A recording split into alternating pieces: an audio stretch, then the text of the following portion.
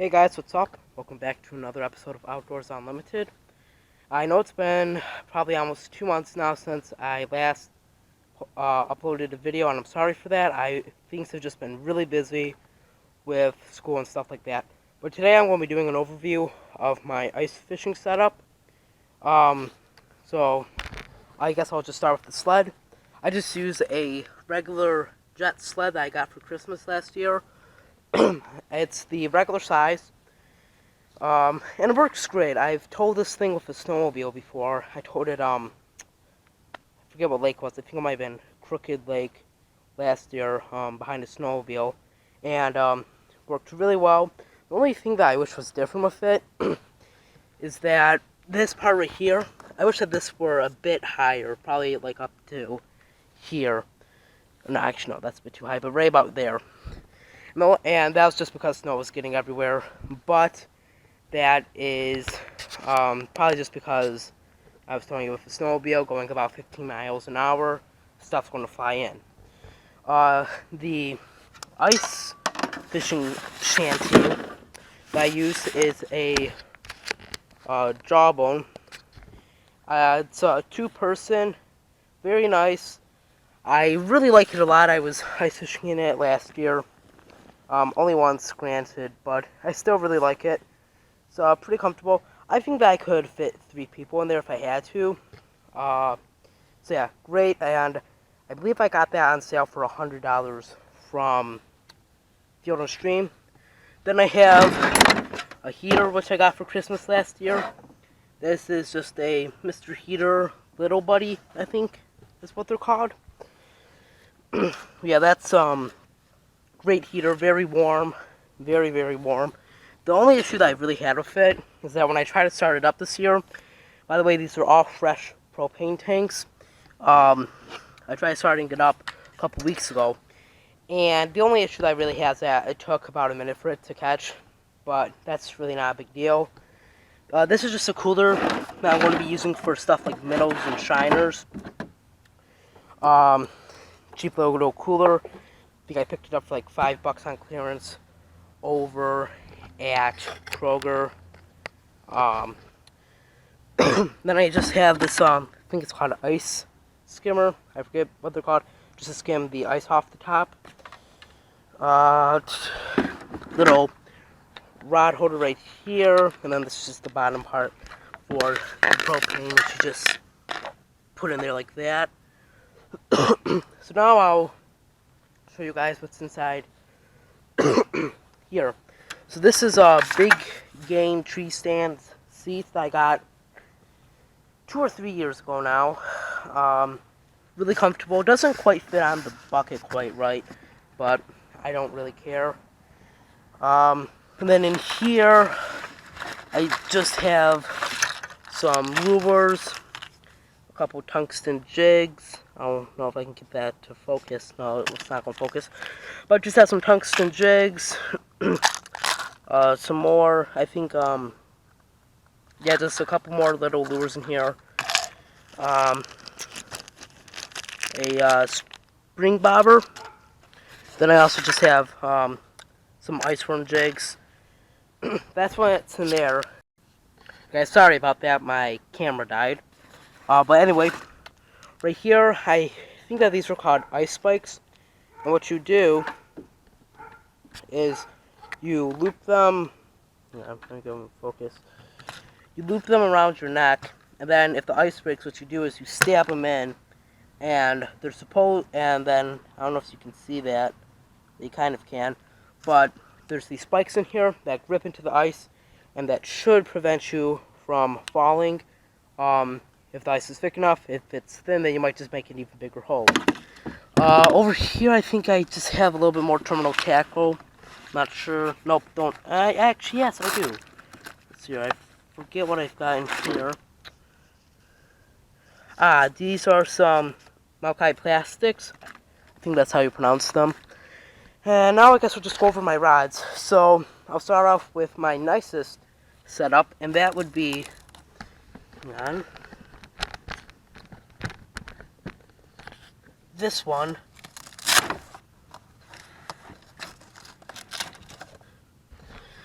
this one right here.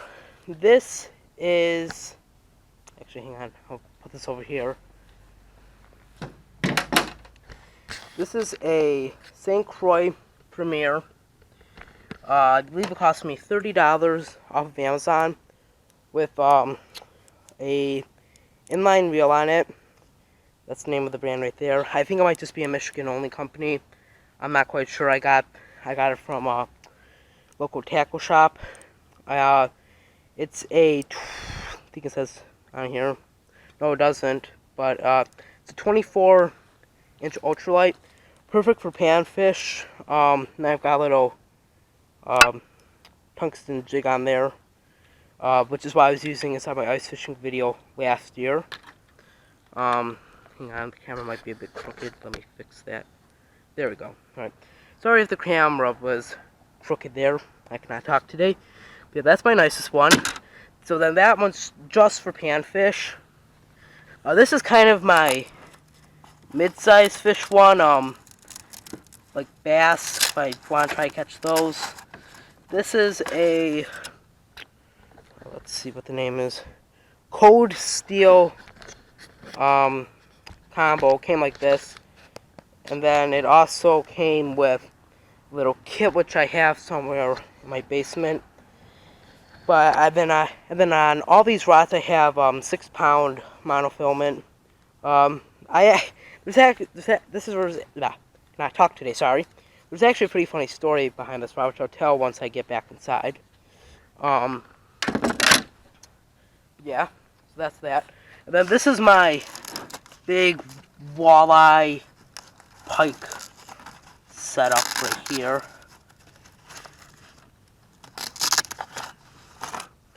Right, this is a ice hopper rod. Pretty sure that this is also a Michigan only brand, with a Shakespeare glacier reel. Which, by the way, if you're in the market for a new decent spinning reel, and my neighbor's dogs are out, okay, and they won't stop barking, okay, and so anyway, and then yeah, I'll just do it up here. So and then this is actually just a really good reel for $15, which is why I paid for it. You cannot beat it. I really like this reel. Then I've got 20-pound Suffolk braid on there, which I'm going to switch out. It's a bit too thick for me, and also it's getting really worn out. So I'll just put that back over there. Hopefully the dogs don't start barking again. And then I forget what these types of rods are called, but they have got this little drag thing right here. Then there's the bobber. If you guys know what these things are called, please tell me, because I forget. And then I just picked these two rods up the other day from tackle shop. They're both HT 8-inch lights. I used to have one that was the exact same type, but I think I stepped on it or something and it broke. And then the reel on here is a HT Enterprises Intrigue. For $6, this is a really good reel. At least that's why I paid for it. Then on this one, this is a Celsius ice fishing reel. $20. Absolute junk. I cannot stand this reel. The anti-reverse on it does not work. Hang on, let me see if I can show you that. Ah, yeah. See, it should not have just done that. This part right here, it's all plastic. Won't work, and it was not very smooth to begin with. It's even less so now. But yeah, that's pretty much my ice fishing setup. And now I'm gonna go inside. I'm gonna tell you guys that story about this rod right here. Alright guys, now for the funny story with the rod. So 2 years ago, this was my first ever time ice fishing. I had absolutely no idea what I was doing. So we were ice fishing on a lake called Douglas Lake, I think. I'm not quite sure. But anyway, so I'm fishing for panfish, okay, and I'm gonna back up here so you can see how I was jigging the rod like that. And so I hook a fish, and I'm so excited that I just drop the. No, that's not what happened.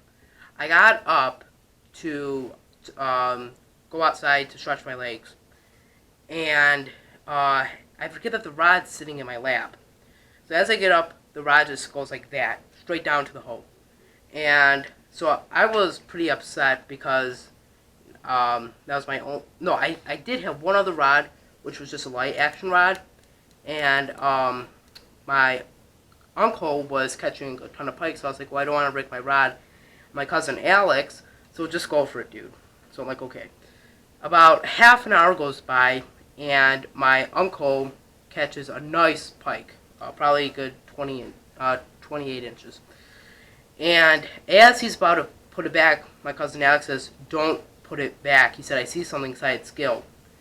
What he saw, I don't know if you can see this, was this line right here. It was stuck in the fish's gill. So he pulled it up, and this rod somehow came back up. Somehow the line got caught inside the fish's gill, and we managed to get it back, which was pretty cool, and we still laugh about that, like every Thanksgiving and Christmas. But yeah, that's just kind of a little funny story about this rod. Comment below if you've ever had something like that happen to you. Yeah, so, oh yes, and I do have one announcement before I end the video. I'm going to start to try to upload more consistently, probably once or twice a week. I'm really going to try this time. School's getting to be a bit easier now, so I'm definitely going to try and pump out those videos for you guys. Thanks for watching. Make sure to like, comment, and subscribe. And